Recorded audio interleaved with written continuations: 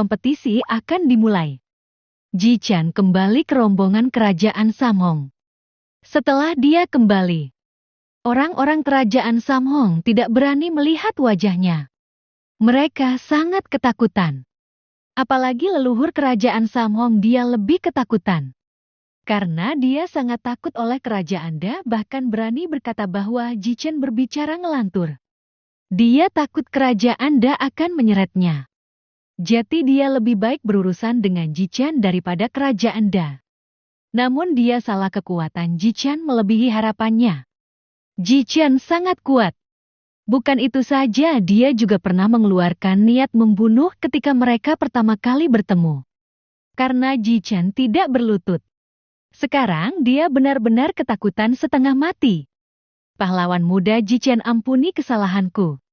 Aku benar-benar tidak bisa melihat tingginya Gunung Tai.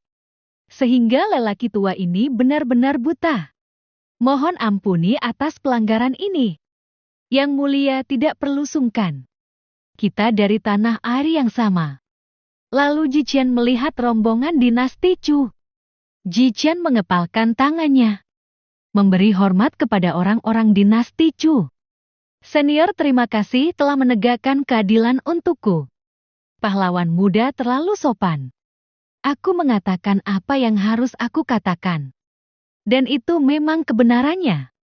Jadi tidak perlu sungkan. Pahlawan muda, jika berkenan orang tua ini mengundangmu untuk berkunjung ke klanku. Semoga pahlawan muda bisa menyempatkan waktu. Terima kasih senior atas undangannya.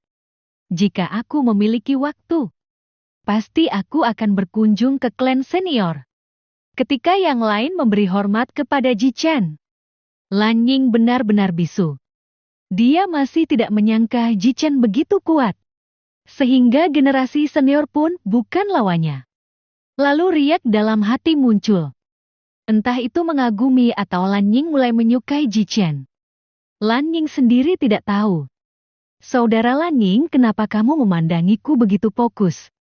Apakah ada yang aneh di wajahku?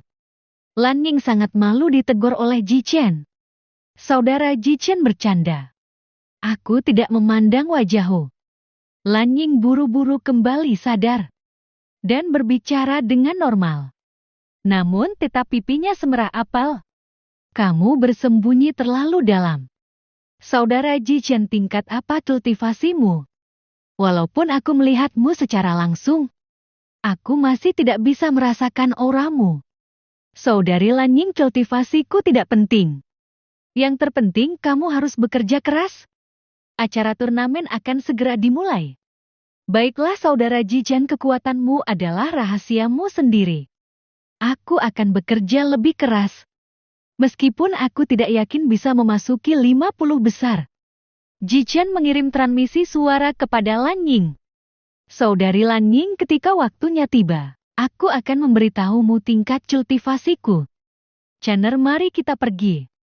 Mu Xiaor memberi hormat kepada Kaisar Kerajaan Samhong. Yang mulia, kita akan berpisah di sini. Semoga generasi muda Kerajaan Samhong kita bisa mendapatkan tempat di kompetisi 4 dinasti ini. Terima kasih Tabib Xiaomu.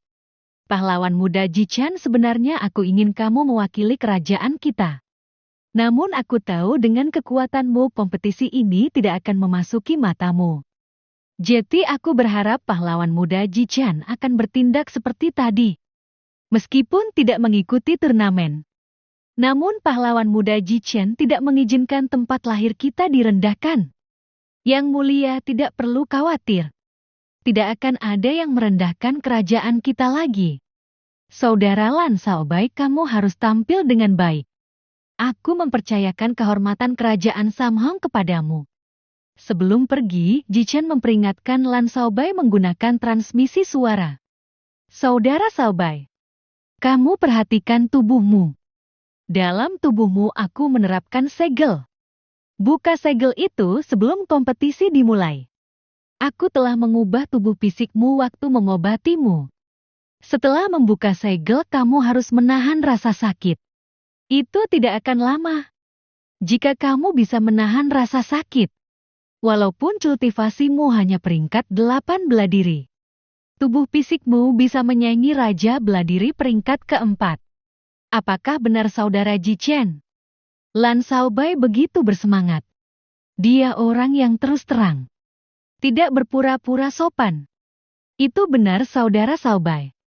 Terima kasih saudara Ji Chen. Tidak peduli rasa sakit seperti apa yang akan datang. Aku pasti akan menahannya. Baiklah semuanya, aku akan pergi dulu. Kita akan bertemu lagi nanti. Ji Chen pergi dengan ibunya mengikuti Long Kun. Kerajaan Samong status tidak mencukupi untuk duduk bersama dengan pemimpin dinasti. Jadi mereka harus berpisah. Ketika Ji telah pergi dan tidak terlihat, Kaisar Kerajaan Samong melirik ayahnya dan juga leluhur kerajaannya. Ayah, untung kamu tidak bersikap berlebihan. Kalau tidak, konsekuensinya tidak akan terbayangkan. Iya, untung aku masih mengontrol diri.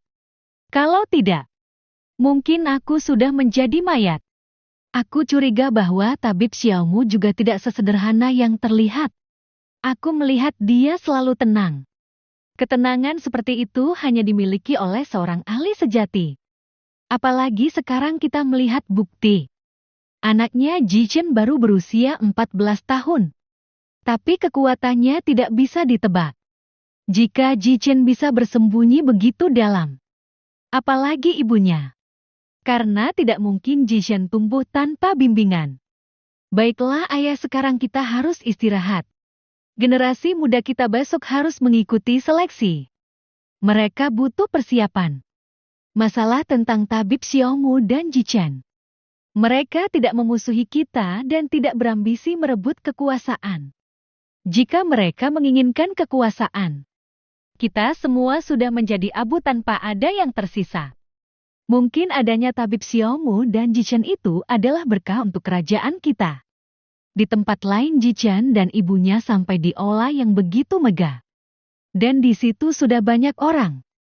Ketika orang-orang melihat Mu Xiaoer, mereka langsung sepi, tidak ada suara sedikit pun.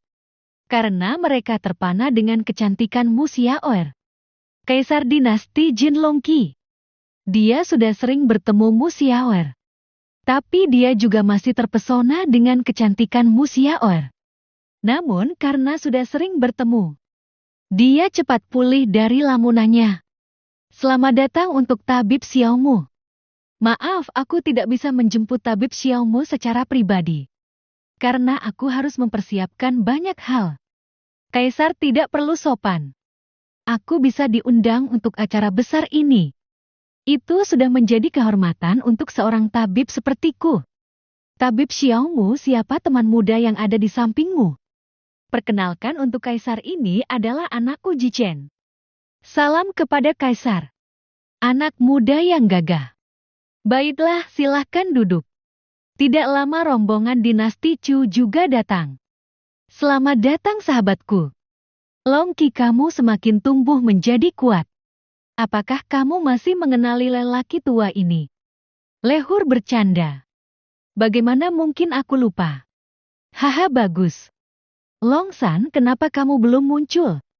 Kita sudah lama tidak minum bersama. Haha, ku tahu. Kamu yang terlambat datang. Ikutlah bergabung di sini bersama teman lama kita. Cudau, kamu ikut denganku. Biarkan orang tua berkumpul dengan teman sebayanya. Mari kita bahas bisnis kita. Ketika Kaisar 4 dinasti berkumpul. Dinasti Jin. Dinasti Qin. Dinasti Chu. Dinasti Sakte Master ikutlah bergabung. Dari jumlah sakti yang tak terhitung jumlahnya, hanya sakte pedang Rengganis yang memenuhi syarat untuk ikut berkumpul dengan Kaisar dinasti. Tabib Xiaomu ikut juga bergabung dengan kami. Yang mulia, biar aku di sini saja. Tidak apa-apa, Tabib Xiaomu harus ikut berkumpul. Kaisar Chu, Kaisar Qin, Kaisar Fei. Perkenalkan, ini adalah Tabib Xiaomu dari dinastiku. Beliau adalah tabib yang luar biasa. Bahkan kehebatannya telah diakui oleh pemimpin-pemimpin alam atas. Beliau pernah menyembuhkan anak dari kepala sakte Gunung Rongho. Kalian pasti tahu kehebatan yang dimiliki Gunung Rongho. Ketika tiga kaisar dan kepala sakte pedang Rengganis mendengar narasi Longki Kaisar Dinasti Jin, mereka sangat terkejut. Salam kepada Tabib Xiaomu. Mungkin di masa depan kita juga butuh pertolongan Tabib Xiaomu. Kalian terlalu sopan. Aku hanya tabib biasa yang hidup di desa kecil. Tabib Xiaomu terlalu merendah diri. Sudahi perkenalannya. Kita bisa mengobrol di lain waktu. Mari kita bahas untuk acara besok. Acara kali ini berbeda dengan acara sebelumnya. Selain memiliki peserta terbanyak dalam sejarah, kita juga akan kedatangan tamu dari alam atas. Itu adalah Sakte Gunung Batu. Dari alam Bogao. Aku tidak tahu maksud mereka yang sebenarnya. Apakah Sakte Gunung Batu benar-benar akan merekrut murid dari alam star kita? Dengan memberikan seleksi generasi muda alam kita untuk bertarung dengan murid luar Sakte Gunung Batu. Atau mereka ingin mempermalukan alam kita dengan dalih memberikan seleksi. Aku belum tahu jelas maksud mereka. Selain Sakte Gunung Batu, kita juga akan kedatangan utusan dari klan Feng. Klan Feng adalah penguasa bintang yang menguasai 370.000 alam.